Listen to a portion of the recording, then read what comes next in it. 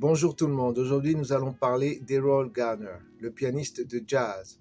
Eh bien, il est né en 1921 à Pittsburgh, Pennsylvanie. C'était le dernier né d'une famille de 6 enfants. Ses frères et sœurs ont appris la musique en prenant des cours particuliers.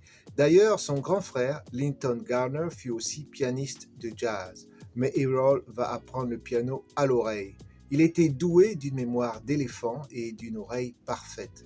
On a bien essayé de lui donner des cours pour apprendre à lire la musique, mais Errol Garner mémorisait tout, ce qui a découragé tous ses professeurs de musique.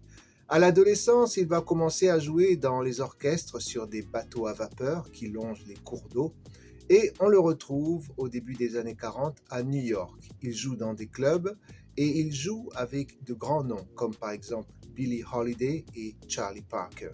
C'est dans les années 50 qu'il va connaître le succès. Il sort un album intitulé Concert by the Sea en 1955. L'album va atteindre 1 million de copies vendues en 2 ans. En 1956, Errol Garner sort une mélodie qui devient un standard de jazz, Misty. Il faut aller écouter cette très belle chanson. Tous les grands artistes ont repris Misty, de Sinatra à Sarah Vaughan, en passant par le chanteur Johnny Mathis. Il faut maintenant parler de son style. Il joue en utilisant plusieurs accords à la fois. Si Count Basie était minimaliste au piano, alors lui, c'est le contraire.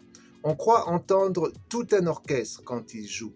Parmi mes chansons préférées, il y a Misty, un bijou mélodique, Crème de menthe qui donne envie de valser, et sa version de Summertime, un swing magnifique. Errol Garner était un homme de petite taille qui s'asseyait quelquefois sur 1 ou 2 livres pour avoir l'air plus grand au piano, mais il ne se laissait pas faire. En fait, en 1960, il a poursuivi la maison de disques Columbia Records pour avoir distribué sa musique sans sa permission. La Cour suprême de l'État de New York lui a donné raison 3 ans plus tard et il a été dédommagé.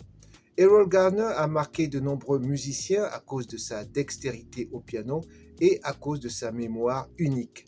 Le bassiste Ray Brown l'appelait The Happy Man à cause de sa joie qu'on lisait sur son visage quand il jouait.